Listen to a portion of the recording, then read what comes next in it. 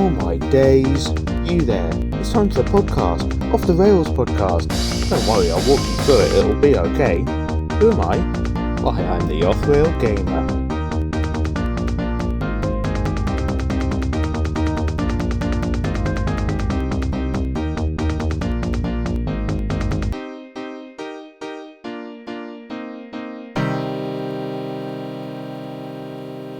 Are you feeling spooky, listener?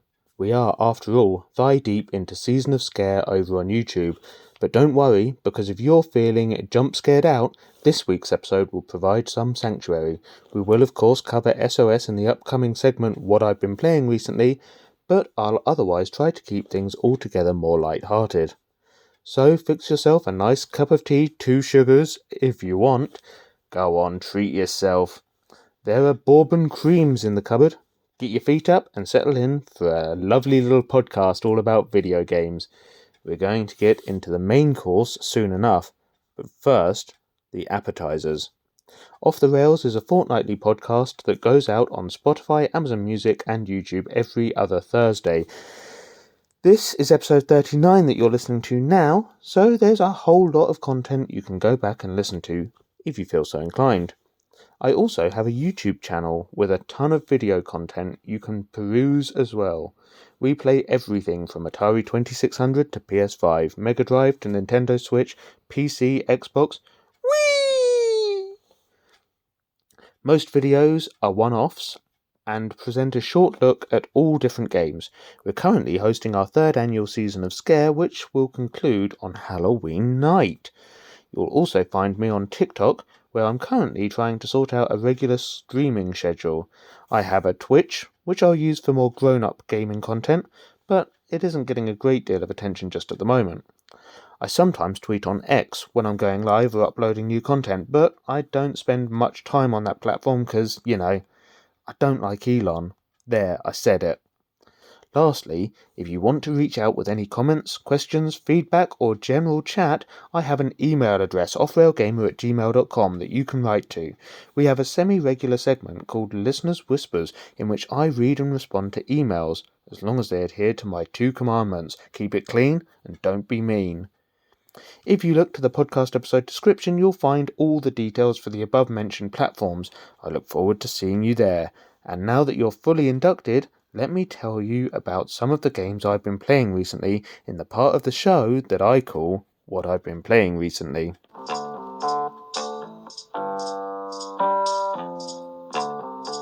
It is Season of Scare for us over on YouTube, and I've uploaded the first 2 of 5 videos that I'll be posting for the spookiest month of the year. Yes, you can expect a bonus video on Halloween night, Thursday the 31st of October, in addition to my usual Saturday morning offerings. We kicked off the Horror Day, a cross of horror and holiday. I hope you like what I did there. We kicked off the Horror Day with some Alien Trilogy on the PS1. It's a Doom clone set in the world of Ridley Scott's Alien franchise of movies. There are jump scares aplenty as facehuggers appear out of nowhere and wrap themselves around your head, blocking your view of everything that's going on screen and hiding that xenomorph that's getting ready to attack you from the shadows.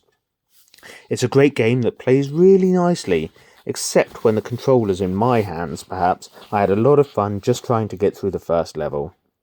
We then had a look at Doom on the PS1. Yes, mechanically it's very similar to Alien Trilogy, but the delivery is quite different. Needless to say, it won't be all Doom clones, and we will sneak a peek at some different games as we progress through the month. But I have a lot of history with Doom, it being the first game I ever played on the PS1, and although the graphics are perhaps a little blocky compared to modern titles, it still made me jump. Feel free to chuckle when you reach that point of the video. But don't laugh too hard, I still have feelings, It's all been going tremendously well in my current playthrough of Stardew Valley. I found 2 prismatic shards, allowing me to get my hands on the Galaxy Sword and to donate the other to the museum. And that means I'm just 1 object away from completing the museum collection for the first time in all my years of playing. Could this be the first time I aim for perfect completion? Well, let's see how I get on with the Skull Cavern and the volcano on Ginger Island, shall we? On TikTok, we completed Rayman Raving Rabbids on stream. I thoroughly enjoyed this game, so much in fact that I'll be playing Raving Rabbids 2 and Raving Rabbids TV Party, both on the Wii, on stream in the future. Without wanting to become a Rabbids channel, I will be playing some other games first though, starting with Telltale's The Walking Dead, which we're streaming for our first TikTok Season of Scare. Also offline, I returned to a game on Steam that I hadn't played for a long time, that being Car Mechanic Simulator 2015. This is a super chill game in which you take on jobs, cars that need fixing up. You take them apart, diagnose what's wrong, fix the parts at your workbench or else buy the replacement parts, and then put everything back together, returning the motor to its undoubtedly very happy owner. And I'll just end on a somber note. I've continued playing D&D and have sadly had to say goodbye to my first character. He didn't die exactly, and he went out in the way that he always lived his life, as a reckless fool. Needless to say, I'd like to take a second silence in remembrance to Ronick Thistleguard. RIP. Now, with that taken care of, let's turn to something more uplifting, shall we?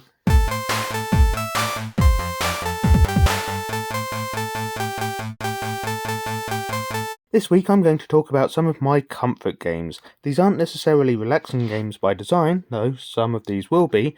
They're also not all going to be from my 10 favourite games, although those that aren't surely do feature highly in my estimation. No, we've already covered chill games and my top 10 as well, and I don't want to revisit either of these topics again just yet. Maybe one day down the line, but not today. So, what are we talking here then, eh?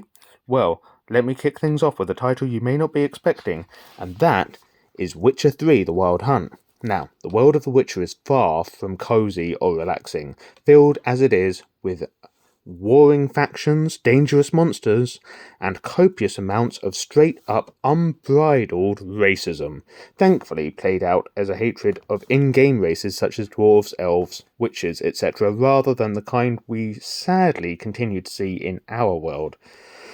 Thanks to the likes of Nigel Farage stirring up hatred. Don't get me started. I hate that man. I hate him. I hate him. Anyway, the world of The Witcher is harsh and cruel, and definitely not the kind of place I'd be looking for a holiday. But it is, for me, a comfort game, something I can pop on when I just want to chop some drowners in half and cleave the limbs off witch hunters. Sometimes you need a release, and Witcher 3 can offer it.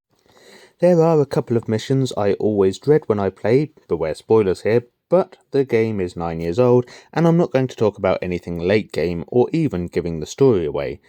One of the missions I find most frustrating is when Geralt and Ciri are pursuing the Wild Hunt through some underground ruins, and you, as Geralt, must protect Ciri from an onslaught of enemies, while being confined to a protective bubble, outside of which Geralt will freeze to death.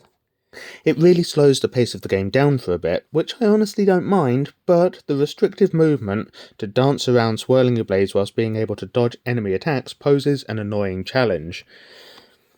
Besides this, and another underground bit much later on, I love the story that plays out, I love how brutal the game world is, and I love how fluid the combat controls are, which can't be said for traversing the world on Geralt's Mount Roach. I hate that horse, always playing the class clown and running headlong into every possible object, or simply throwing itself from mountain passes for literally no reason whatsoever. Okay, so the game has its flaws, but honestly, it's a title I keep coming back to time and time again, and one that induces a calmness in me, and an escape from an even crueler world we all have to experience in our actual daily lives. Another game that's a real comfort returning to is one of the very first video games I ever played, that being Sonic the Hedgehog on the Sega Master System. Now, don't get me wrong, this game is in parts totally frustrating. I'm looking at you, Jungle Zone, but I come back to this game time and time again, and I can find it comforting because 1. Nostalgia, 2. Familiarity, and C. It isn't particularly nasty unless you want to invent some twisted backstory in your headcanon, but that's on you, not the game. Sonic takes the player on a brightly coloured adventure set to some of the most iconic music in video game history. Let's face it, you've probably got the Green Hill Zone music playing in your head as I speak, but wait till you get to the second area. bridge, because the music to these levels is hella chill. Although I'm sure someone like Janet Jackson released a song years later that was to a very similar tune. Slight side note here, and something that some of you very likely already know this, but apparently Michael Jackson worked on the soundtrack to Mega Drive's Sonic 3. Now I've done a bit of reading around this, and I don't know what the truth is. But either MJ was dissatisfied with the limited audio quality of the console's capabilities and asked specifically not to be credited, or else he came in, laid some tracks down, but they were then worked on and changed to the point that they were no longer recognisable to what the King of Pop had come up with, but were essentially entirely new tracks altogether. I asked my uncle, who worked for Nintendo in the 90s, but he was a liar I made up to tell the other kids at school, so I couldn't get an answer out of him either. Anyway, some of my earliest memories include playing Sonic on my sibling's Master System 2, which is where my nostalgia for it stems from. Over the earlier years of my life, we only had a handful of games, and Sonic, along with Alex Kidd in Miracle World, got the most playtime out of us, which has resulted in my familiarity with the title, even if I have gotten massively out of practice with it. And, as I say, there's nothing really nasty about the game, with the violence being very comic, Robotnik turning red as his contraptions blow up in his face, and these are all reasons why this game is such a comfort to me when I need it. Perhaps an obvious choice next, as this game is very chill, slow-paced, and doesn't pose a difficulty that will stand between you and fun. I've talked about it many times on the podcast before, but that's because I really do keep coming back to Cities Skylines. It's a very gentle game in which you build a city, managing road layouts to optimise traffic flow, whilst encouraging industry into the city to boost the local economy, and building public services like schools, hospitals, even parks and libraries to keep your citizens safe, happy and healthy. It doesn't completely come without drama, as you need to make sure you don't pollute your city's supply of drinking water, and you'll also need to be ready to tackle crime, lest a spate of burglaries spread through your sprawling metropolis. But the pacing of the game is so relaxed, and you can always pause time while you figure out a response plan to any issues afflicting your city. If you want a really stress-free play, you could opt to start with infinite money and all milestones unlocked, so you don't even have to worry about balancing the economy. I'll be honest, I did used to play this way when I was just starting out and still learning the mechanics of the game, but nowadays I prefer having some challenge involved to make it a bit more interesting. The only annoying thing with playing, quote, properly, is not having access to all the road layout types, meaning you'll have to start out with some odd or lame road networks that you'll need to upgrade later. There are many different starting maps in Cities Skylines, with each presenting different opportunities and restrictions in terms of buildable area. Now, before I move on to the next game, I just want to talk about rivers, which provide you with the option of generating hydroelectric power for your city. Unfortunately, every time I've tried to employ this, I've only ever succeeded in flooding my citizens' homes. Damn. A game I love jumping back into is Rockstar's GTA 5. They did a really amazing job with this title, making the city feel truly alive with NPCs going about their daily lives, complete with some of them having shootouts with the police or speeding off in high-octane car chases. You're not the only one in Los Santos with aspirations of lawlessness. The plot to GTA 5 is brilliantly scripted, changing things up so it doesn't at any point feel monotonous or repetitive. The characters are fully realised and believable too, and the actors who portrayed them did some incredible work to get their stories across, making for a truly compelling experience. It's not all bank robberies and gunfights, mind. If you want a more relaxed experience, why not take a night drive through the city, or hit up the country clubs to play a round of golf, or a spot of tennis. But GTA 5 is really kind of a playable movie.